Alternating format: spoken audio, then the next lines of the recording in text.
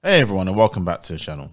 And today I just wanted to talk about John Barnes because he's been trending for all the wrong reasons as of late in regards to the comments that he made during the interview in which he was asked a question about the unnamed royal who asked Prince Harry and Meghan Markle about the colour of their baby skin colour. And John Barnes responded by saying it's actually a realistic question. And to think that of all things, not just the royal family, but also people from the outside wouldn't care about the baby's skin colour would be naive in the slightest. And I've got to have to say, just on that note, I have to agree with him because people care about a lot of things from their kids' eye colours to their hair texture. Skin colour, for definite, is going to be on the cards when you have a mixed union. So when black people got upset about these things and all this kind of other stuff, I thought to myself, why are you guys acting? And I mean this. You mean this. You guys really are the softest people on planet Earth. The ones who talk about being hard-skinned and overcoming. You guys don't half act soft about these simple questions. Now, we could argue about how it was said because we don't know all the, the context of how it was said, the tone, the manner. They're all things which, okay, we can infer and we can add things. But the comment itself, and even I agree, of course, you all know a lot of white people agree, yeah, cue the whole, you just pandering to this. But in all honesty, that comment was no way near as big of a deal as what people made it out to be. So John Barnes said a lot of black people, and I'm one of the black people, would have been like, all right, fine, whatever, is what it is. What do you expect? And as usual, cue the expected response from our people in the main saying, he doesn't speak for us, John Barnes, that is. He doesn't speak for us, he's speaking for himself, that kind of stuff. And I thought, that's so ironic how black people are saying, you don't speak for us. And yet I'm like, so are you speaking for us when you said that?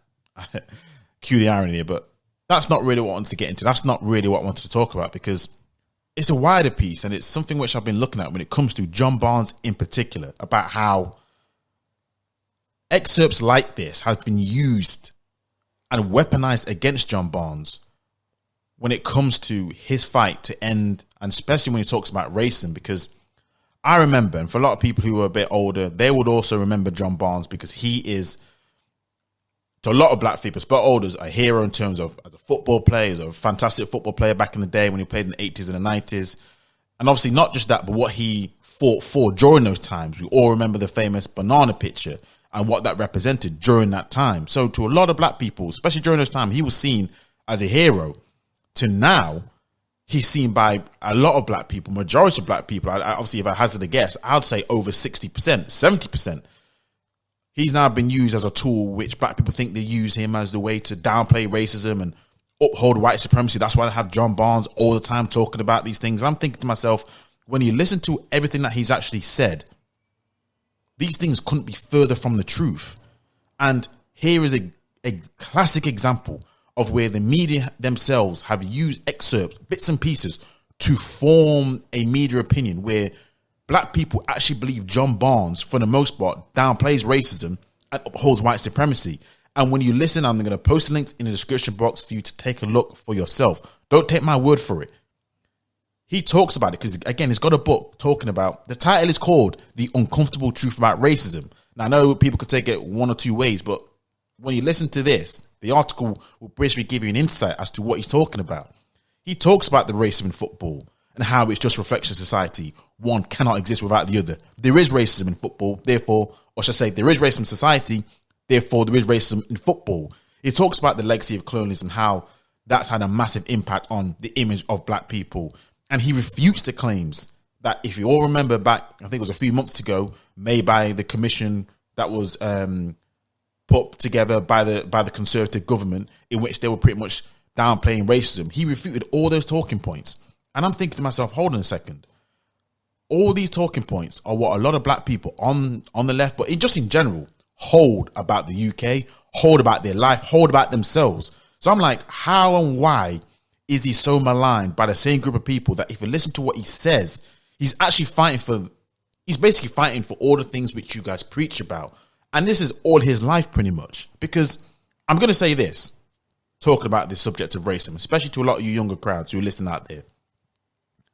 Most of you, and I mean most of you, and I'm talking about over 80%, will never and have never experienced the type of racism and abuse that John Barnes and people of that ilk, whether it be whatever sector they've been in, you would have never experienced what they had to put up with, an inch of what they had to do. So as far as I'm concerned, there's no better people to talk about racism, what it is, the impact, how it's felt, what kind of things had to overcome than someone like John Barnes. So excuse me if I don't take your comments or take your opinions about this and that with, I don't say, the same kind of respect as I do when it comes to John Barnes. Because again, like I said, he had to put up with a lot of shit that you have never in your life seen. So that's why I'll say this, regardless of whether I agree with his views or not, I will pay him the ultimate respect when it comes to talking about this issue, because he will know a lot more than me. He will know a lot more than a lot of you younger crowds, because he's been through a lot of things. You guys, I'm telling you, if you guys get so uncomfortable about the comment about Prince Harry and Meghan Child, there's no way near you could handle the things that John Barnes had to go through. No way near. I know it for a fact. You guys can't, you aren't built for it. You're too soft for it. But anyway, what I'm trying to say in this is this. I find it very, very interesting and disturbing a little bit that our own people who always talk about media bias and media representation, how they like to frame the argument to suit their narrative. We talk about Raheem Sterling and how he's pictured as this, flash boy footballer. When you look at some other white footballers, they paint him as this saint when they do the exact same thing. We all talk about media representation, how the press, they like to use bits and pieces and just conflate your image just to make it out to seem like either you're for or against them. But yet and still, when it comes to this situation here, I thought you guys would have done a bit more research and not let the media have a negative portrayal about John Barnes. But what can I say? I thought you would have given him at least the benefit of the doubt to do a little bit more research as to what he was actually talking about, particularly when he's got an upcoming book talking about the uncomfortable truth about racism. When he holds the exact same views, I'm telling you, his views are in line with pretty much majority of the people condemning him right now. And one last thing before I end this video, because people always talk about the irony of the timing of this tweet and, conspiracy theories. Every single time something comes up, there's always some conspiracy theory. You know how it is. But when it comes to this situation here, people talking about, it's so ironic that this came at the exact same time that the Met Police also discussed the Epstein case being dropped in terms of the abuse claims. And I thought to myself, oh, really? So they were trying to claim that this is some sort of distraction. And I thought, So did no one ever think that this could have been distraction so that, we think that John Barnes is actually for white people and against black people? So his whole book that he's got that we're releasing in the next few days talking about how racism exists and these kind of things, don't think that might be distraction just to make you feel as if he actually isn't on your side, when in actual fact he is on your side, because he has a book coming out talking about the uncomfortable truths about racism. Now, who do you think that's going to be marketed to? So why do you think the media would have sent out an excerpt saying pretty much that, downplaying racism, but yet he's got a book coming out talking about it? Surely that's a bit of a way of trying to dampen the impact of his book. I don't know. Maybe not. But that's what I wanted to share today. I always get interested when it comes to John Barnes, because he's one of those characters who he tries to be fair and balanced when it comes to racism, because he actually has gone through times which you guys have never gone through in your life. So he knows all about the BNP, the racism, the banana throwing, the no blacks, no dogs, no Irish. He knows all about this more than you guys will ever do.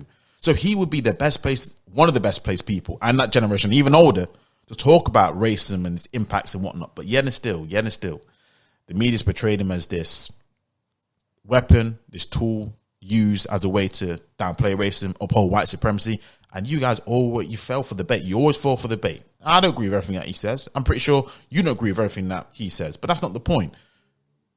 In the main, if you listen to what he says, he pretty much agrees and he's in line with a lot of things that you guys have espoused. And the fact that you guys have said what you said about John Barnes, I'm just like, that's not me. That's just not me.